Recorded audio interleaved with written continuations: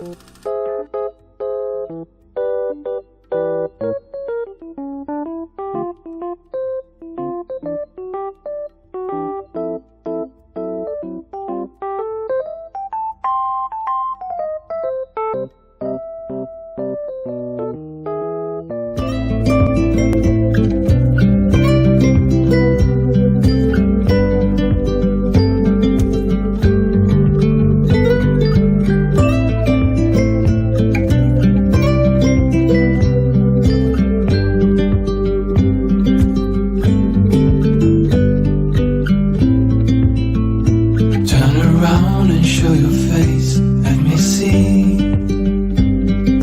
parts of you. Oh my, our bodies interlace, slow and easy. And I can reach you from a distance. I can, so beautiful. I can hear you within the silence. Ooh, we will dance away the gloomy days right here. We are silver line, one of a kind, you and me.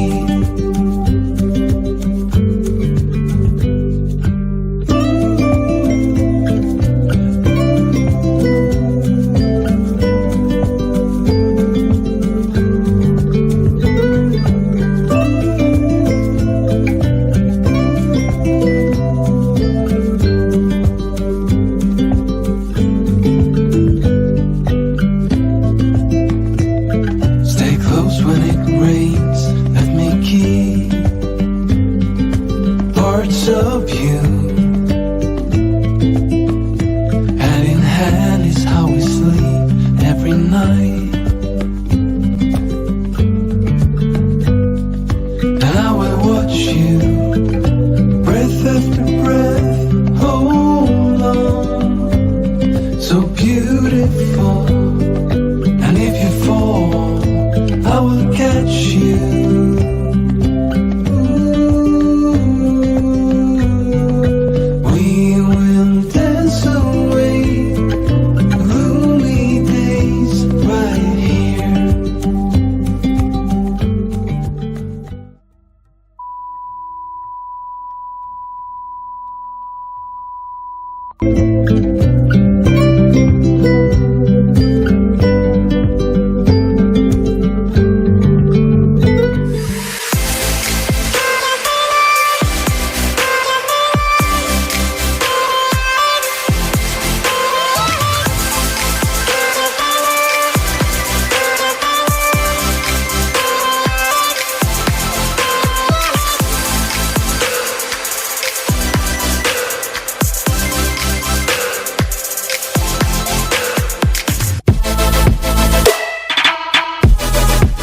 Started by sitting the chicken, I removed the carcass. Now the visuals aren't that pretty, so let's move on.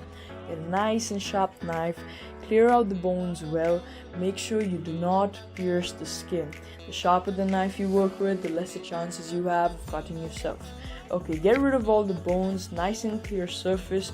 Now onto a bowl I added in 3 liters of cold water, 30 grams of sugar, 80 grams of salt, 2 bay leaves, 2 teaspoons of mixed herbs, namely basil, rosemary and oregano, and 9 grams of black pepper.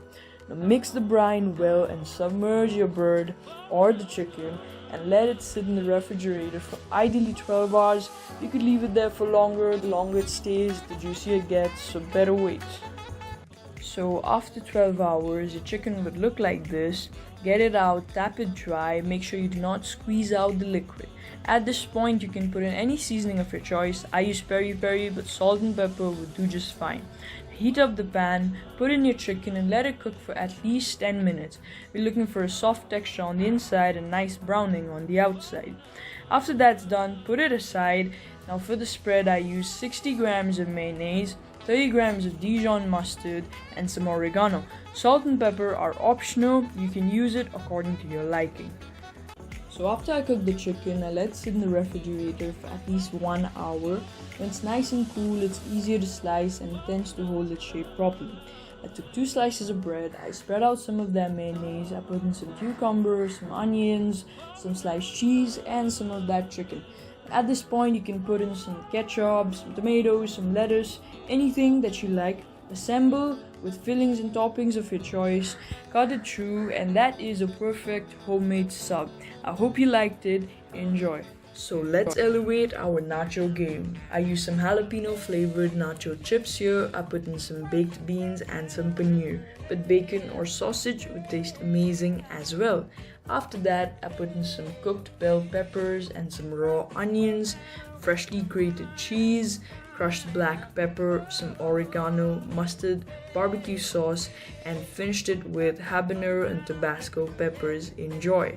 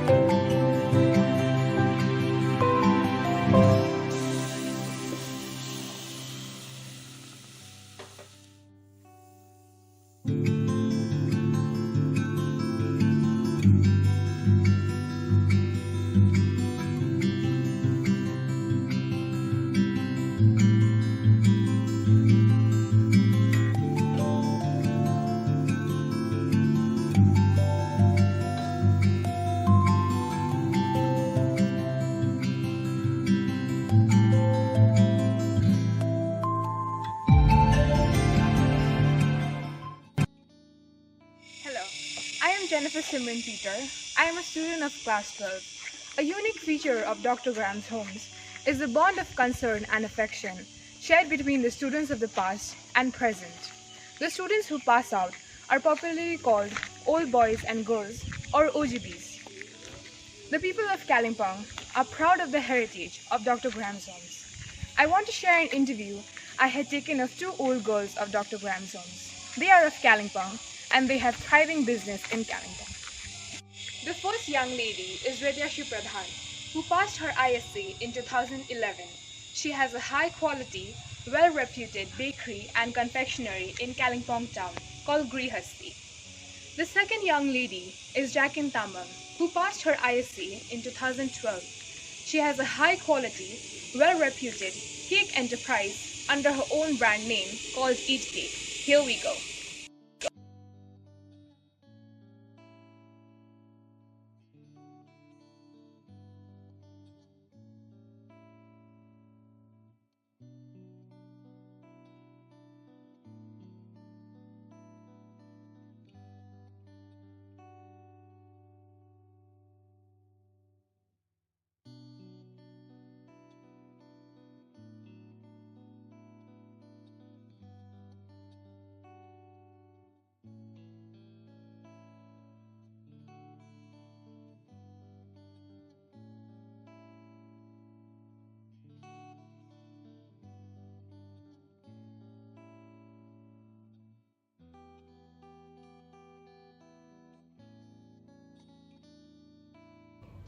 Hi everyone, I'm Jennifer, and today it gives me immense pleasure to meet Vidyashi Pradhan, who is an old girl of Dr. Graham's homes.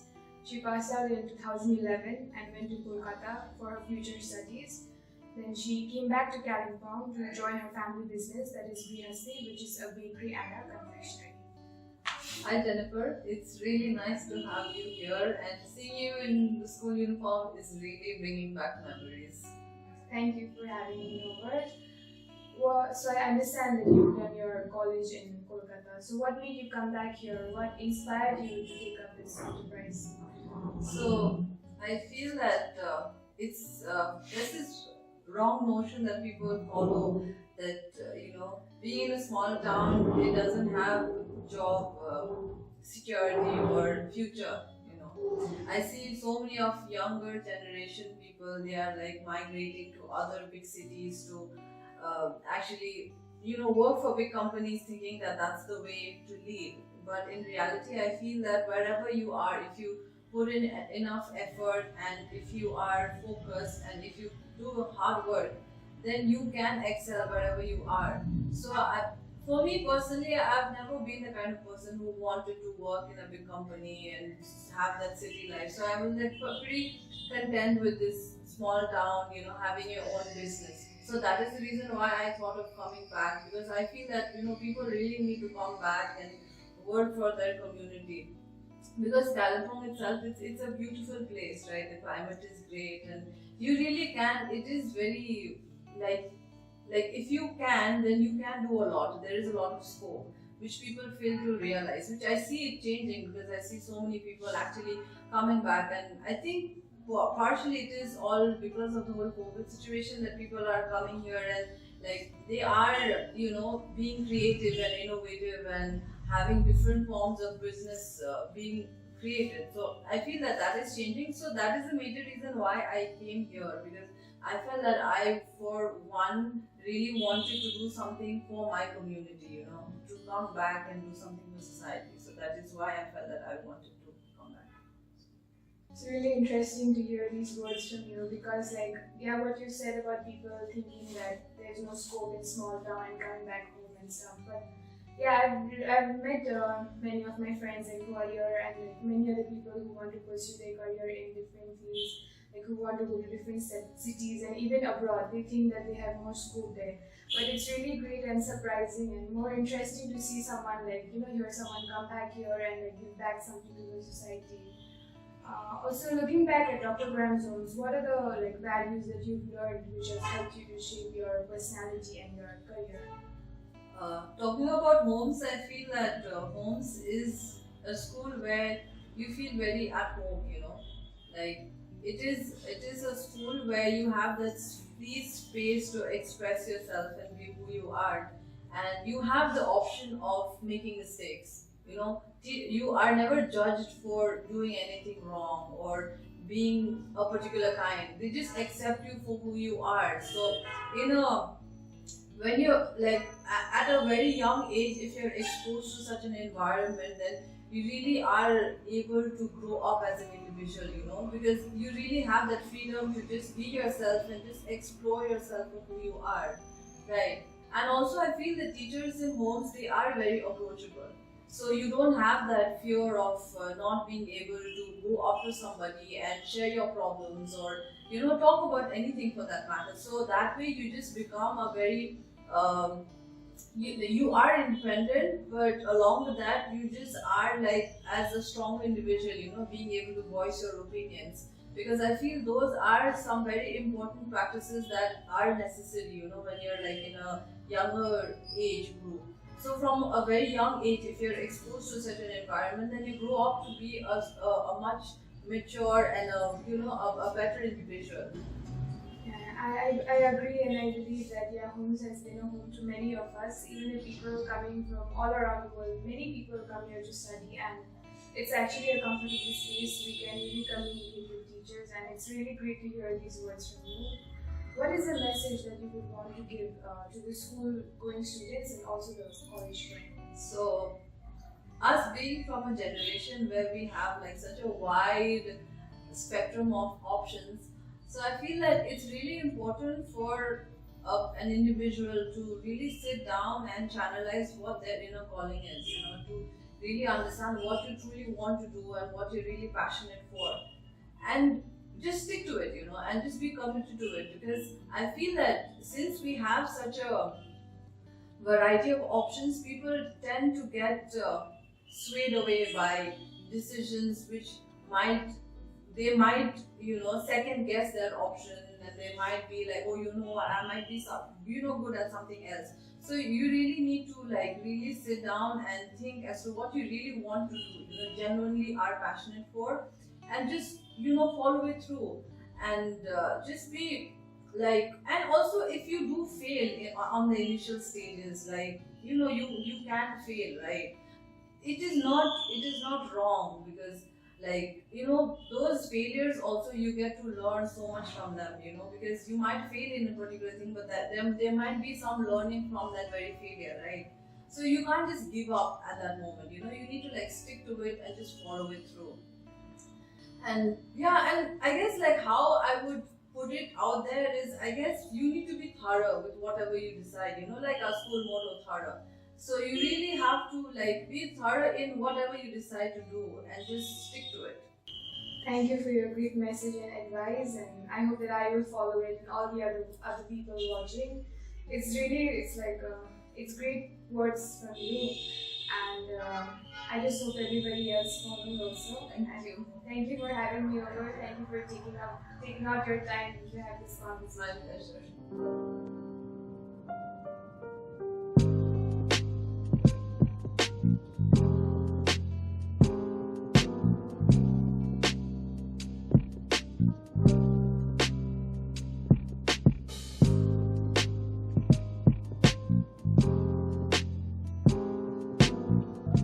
Hi everyone, I'm Jennifer, and today it gives me immense pleasure to talk to Jacqueline Tamang, who's an old girl of Dr. Graham's Homes. She passed out in 2012.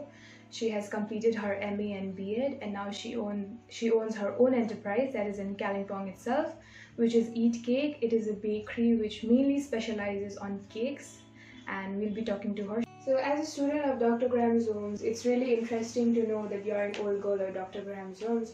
So I would like to know what has inspired you to take up this venture and make it such a great success. So to be honest, I was always drawn towards baking, and from a really early age, I think. So I think my inspiration mostly comes from my family, my sisters and my aunts. I've seen them baking for a really long time, for as long as I can remember actually. So as a kid, I would be so excited to like go to their places and then to to know what they've been cooking or what they've been baking. And especially I used to get very excited about cakes. So I think that's where it all began. And talking about Eat Cake, it's not been very long that I've started with this. I think it's been around a little over a year. And how this started was, I don't really have a proper idea as to how it started, but then like it was just, I had spontaneously, decided to get a page on Instagram, open up a page on Instagram. That is how, people started approaching me, and then that is how they started asking me if I was, able to take orders. And so, I thought, why not? I mean, with all the free time that I had in hand.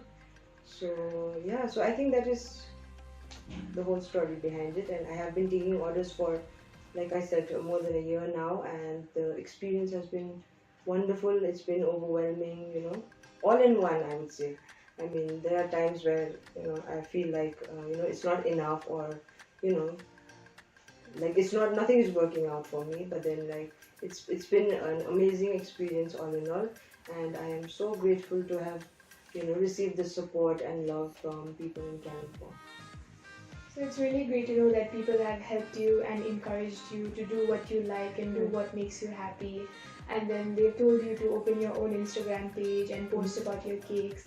And I must say, it's really beautiful. Thank you. Okay, I've seen all of them.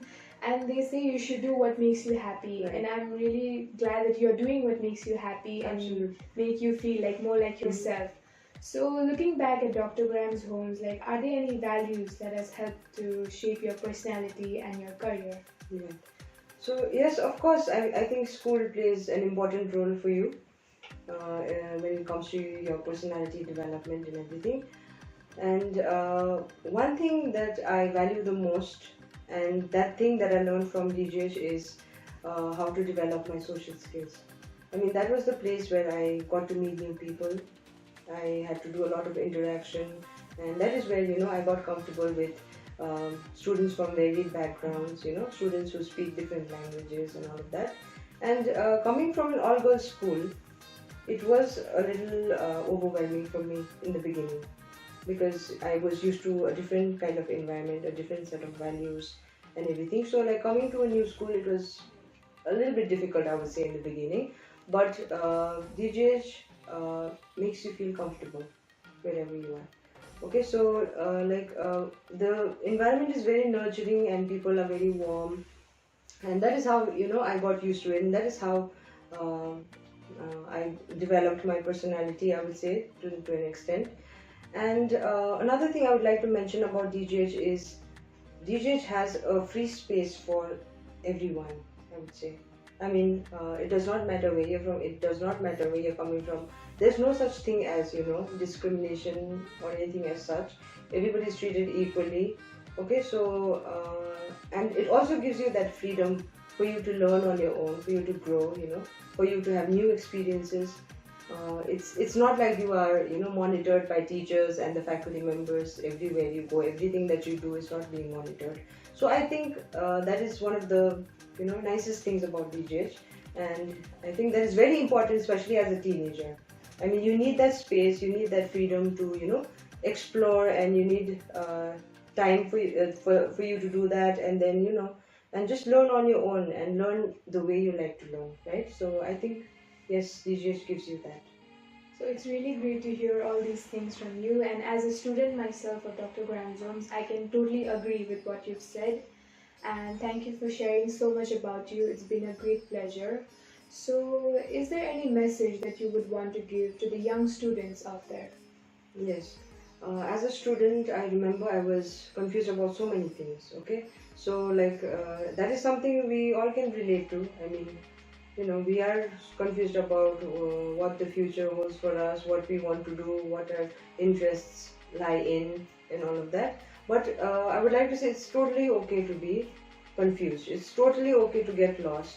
As long as you, you are very observant of yourself, observant of your thoughts, observant of your capabilities, your abilities, what you're good at, what you're not good at. And I mean, you should trust yourself a little bit. I mean, if you're good at something, if you really love doing it, I mean, why not go for it? It may not work out for the best for you, but then I mean, life is a journey, right? Life is all about learning, it's about new experiences, and perfection is, I think, something very, it's an illusion actually. So don't run after perfection, just be better at what you're doing, just sharpen your skills, okay, identify and sharpen your skills. So yeah, and I think, the most important thing is to trust the process and trust in yourself, and you will get to where you want to be in the near future. So yes, I think that would be my message. Thank you for such a great message. I hope that we all out there follow it in our daily lives and do what makes us happy. And thank you for giving up this time to be with us and It's been talk a to pleasure us. for me talking to you as well. I hope all of the things that I've said helps, students out there, and I hope it reaches to students who especially need it. And I hope we all live good lives, and we take care of ourselves. Yeah, I think that is it. Thank you. India is home to many beautiful and rich handlooms and textiles. The country produces about 85% of the world's hand-woven products. Each state has its unique aesthetic signature. This makes India a powerhouse of culture, heritage, and legacy unparalleled in the world today. In Home Science, we have studied many traditional textiles of India. We present to you a few of them. Punjabi Fulkari. The Punjabi Fulkari is cheerful and brightly colored embroidery. The embroidery today is done on georgette and chiffon along with cotton. Chiefly, geometric patterns depicting flowers are made using vertical, horizontal, diagonal thread work using dance stitch. Chanderi weave. This is a weave originating in Madhya Pradesh. It is done to produce a textured effect on cotton clothes. Silk and zari work is done on silk or cotton fabrics. The result is a creation of the shimmering texture. Motifs such as swans, gold coins, fruits, and heavenly bodies, geometric patterns are woven onto fabrics. Kantha embroidery.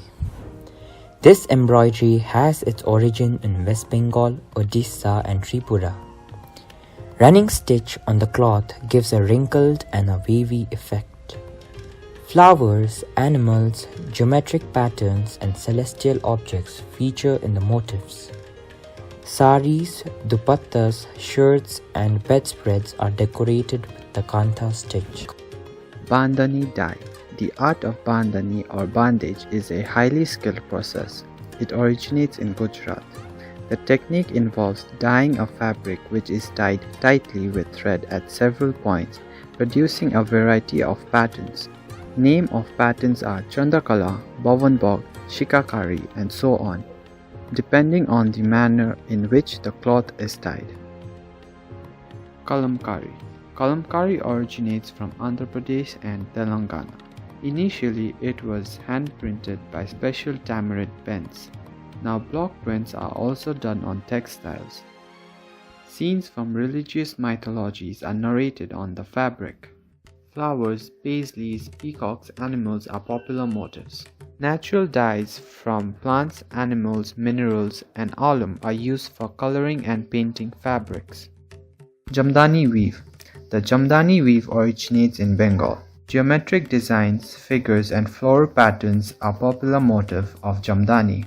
The motifs are often woven with maroon, white, green, black, silver, and golden colored threads. This technique thus creates pattern on cotton or silk saris that have a grey or natural colored based fabric. Kanjivaram weave. This weave originates in the state of Tamil Nadu. Saris have wide borders. The pattern and designs are inspired by images and sculptures of South Indian temples and natural leaves and birds and animals. Gold and silver threads are used and zari work is intricately done. These saris are for special occasions and bridal wear.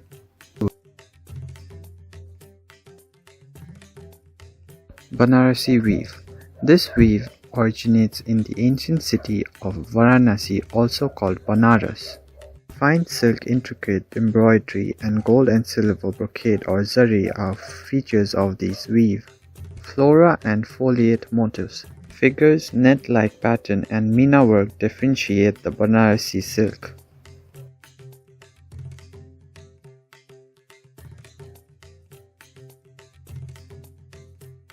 Ikat dyeing.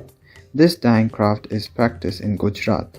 Ikat is a dyeing technique used to pattern textile that employs resist dye on the yarn prior to dyeing and weaving the fabric.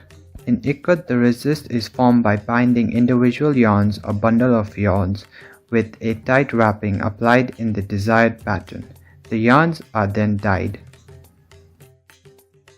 Kashmiri Kashidakari. The embroidery is done on Cotswold using fly stitch, darning stitch, chain, stem, satin stitch and their variations.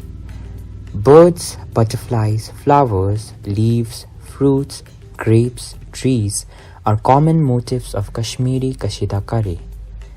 It is done using varieties of colors.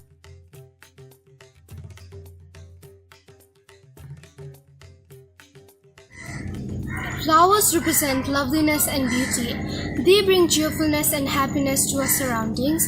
Flowers play a great role in adding beauty to the home. Flower arrangement is the art of organizing flowers and plants to bring about the wonderful atmosphere to the rooms of the house.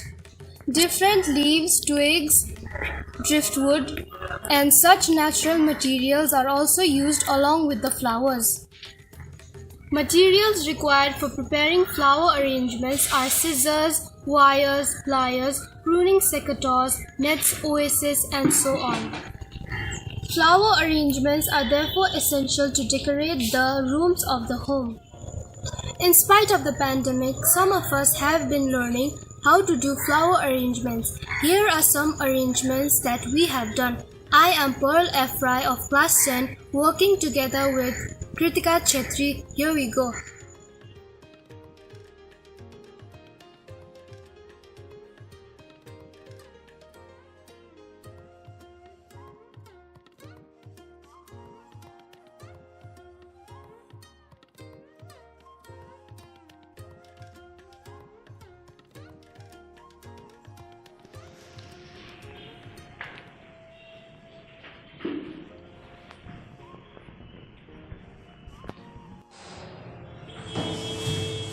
People arrange flowers in baskets and thus it is known as the freestyle basket arrangement. And this is an example of a freestyle basket arrangement.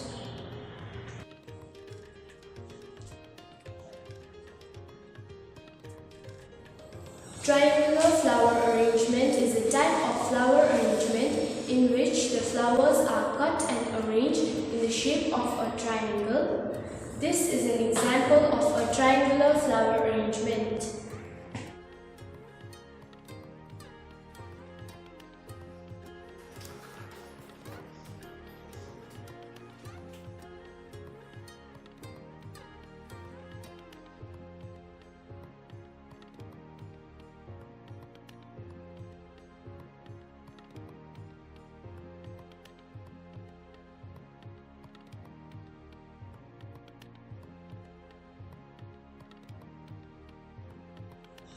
Japanese ikebana is the Japanese art of flower arrangement.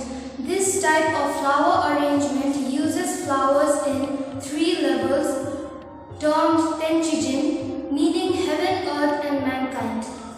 This flower arrangement thus represents the whole cosmos. This is an example of Japanese ikebana.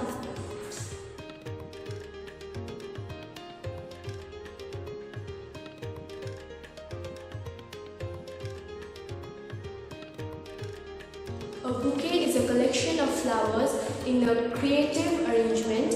Flower bouquets are often given for special occasions such as felicitations, birthdays, anniversaries, and weddings.